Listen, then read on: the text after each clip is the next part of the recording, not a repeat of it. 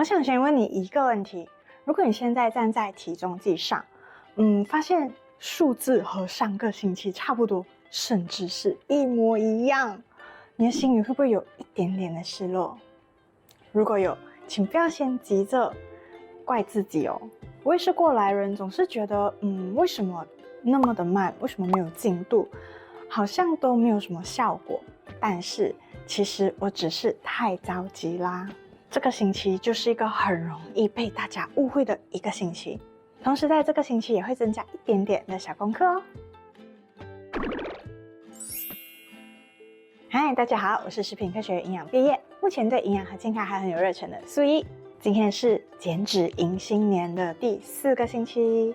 如果你前面3个星期都有很好的跟上，每一个目标都有达标，恭喜你，你已经走过最艰难的其中一个部分咯。也请在留言区帮我打上+1，让我知道哦。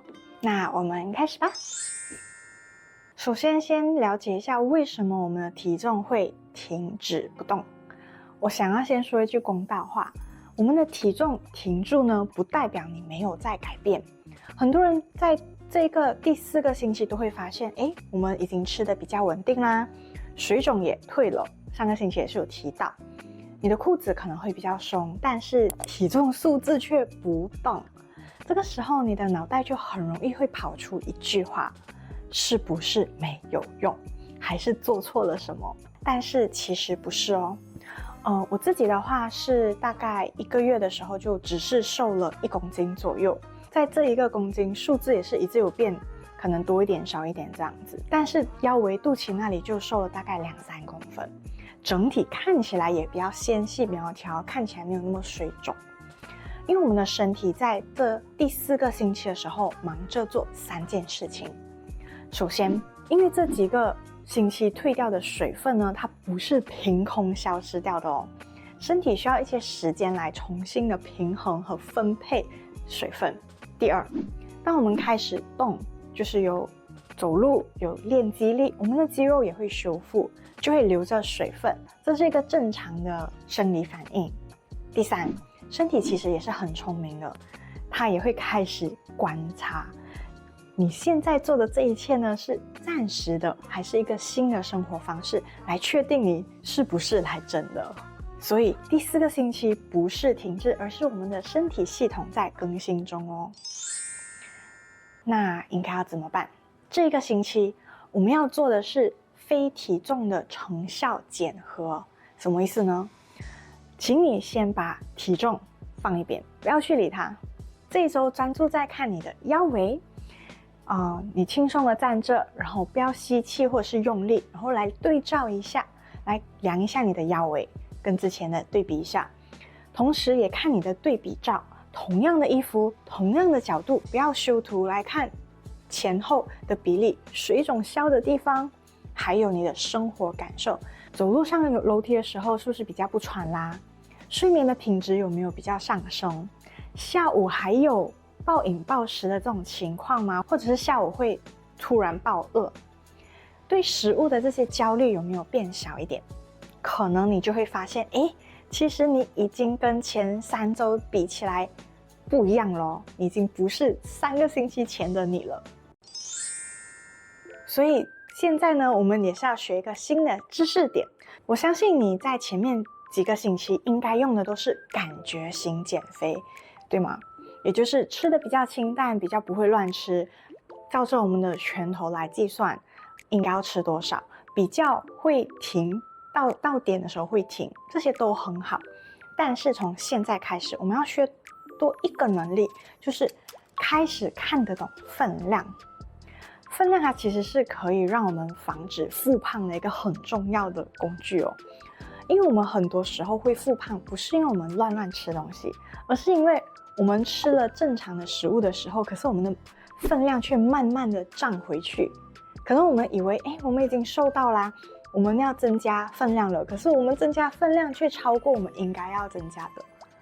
所以这个星期我们要先学会一个概念，你不需要算到很精准，但是要学会大概知道你吃了什么东西。因为我们前面几个星期已经有开始在用手来抓分量了嘛，所以这个星期我们稍微升级多一点点，学多更深入一些，因为你会发现用手来计算其实没有错，错的是我们很多时候用的太随便了，以为一个拳头的分量，结果可能只有半个拳头或者有1.5个拳头，太不准确。所以我们要先搞懂自己的手到底是有算蛋白质的话是有几分肉啊，还是分量是多少，应该要怎么算。一共有4个等级。开始等级之前，你可以先用你的尺量一下你的手的长度。像是我的话，我的手是属于15到17公分，就是如果算蛋白质，就是有3分肉的手。之前的蛋白质测量影片也是有提到这些，你可以去了解更多。那如果你的手稍微大一些，就是17到20公分，就会是4分肉的手掌。如果是20到23公分，大部分男生的手比较大，它就会是5份肉的手掌。所以你发现越高大的人，通常也需要吃越多。所以用手的话还是蛮准确的，因为它会跟着你需要的分量而有调整。4个升级的话，第一，蛋白质。很多人抓整块厚厚的鸡排，或者是很薄的鸡排，就觉得这个就是一个手掌啊。我们说的手掌是掌心哦，所以真正的分量是手掌掌心这个部分，它大概就等于90到120克的熟肉，也要看你的手的大小啦，而不是整个手哦。平放的时候的这一个就是1份的分量。第二，淀粉类的话看拳头嘛，但是拳头其实只是一个参考，真正的视觉感受会是饭的话，标准碗不要压饭。标准碗的话大概8、9分满，然后它等于就是100克的熟饭。面的话，你夹起来大概1个拳头的高度。马铃薯、地瓜这些的话，就是1个拳头1颗，也等于，因为有时候它是比较瘦的，就是我的手掌的一半的这样子的高度和长度，所以淀粉不是要撑满，还是会有一些空间感的。不同的食物，它的分量也会稍微有一点点的不一样，所以我们不可以用一个方法看完所有的食物。第三，脂肪类，像是花生酱、沙拉酱、坚果这一类型的脂肪食物，就不是一点点，而是不同的食物不同的量法。烹调用油的话，一天大概2、3汤匙，所以一餐大概1汤匙左右。像是坚果种子类、巧克力的话，可能1个大拇指的指节。如果是奶酪类型的话，就可能2个大拇指的指节，只是上半部哦。第四，蔬菜的话也不是随便装，而是2个碗的分量。不是装满整个盘子，而是2个手捧起来这样子的量，或者是2个拳头的体积。这样子才会真正的有饱足感哦。也要额外补充一下，我希望你这个星期也可以尝试一件事情，就是学会用秤。不是一定要做，而且也不是为了要绑住你，而是为了矫正我们的视觉和直觉感受。因为刚才提到复胖不一定是乱吃，而是我们不知道自己吃了多少。所以这个星期我建议你可能2到3天里面，尤其当你在家里煮的时候，选几餐称你平时会吃的饭啊、面、蛋白质和蔬菜，知道100克等于多少的视觉感受，那你之后用眼睛看，你就会更加准确了。我自己其实是有吓到的哦，以前以为100克其实很少的饭，然后我才发现，其实我自己吃不够饭，因为我需要吃120克的饭。或者是蛋白质，然后也以为15毫升的油就是1汤匙的油是很多，结果它其实倒在平板锅就是薄薄的一层而已。所以你自己要先尝试有一个视觉感受，你才可以更容易的用你的眼睛和手来测量食物的体积有分量哦。那你之后也就会更有自信的了解啦。另一个要补充的就是盘和碗的差别。我记得有一次我去一个餐厅的时候，那个人拿了一个沙拉的碗过来，他放在碗里面嘛，那是因为我们是一群人一起吃的，他就要他放进盘子里，他就放进一个很大的盘子，大概有这么大。结果那个碗只有这么大，他一倒出来，我整个吓到，因为他的盘直接满了，而且还是一座山的满。那视觉感受真的很不一样。很可惜那个时候没有拍到影片，不然也可以让你们感受一下那种震撼感。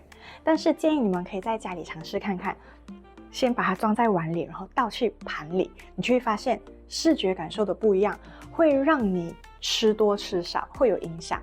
所以当你用大的碗，你自然会装的比较多，而你放在大盘的时候，你看起来感觉很多，但是可能分量是刚刚好。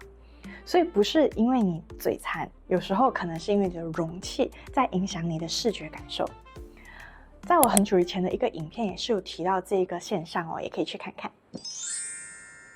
所以呢，这个星期我们要增加的目标就是更准确的量你吃的分量，还有调整好你的心情、心态，不要因为体重数字没有变化而就很难过，或是很自暴自弃。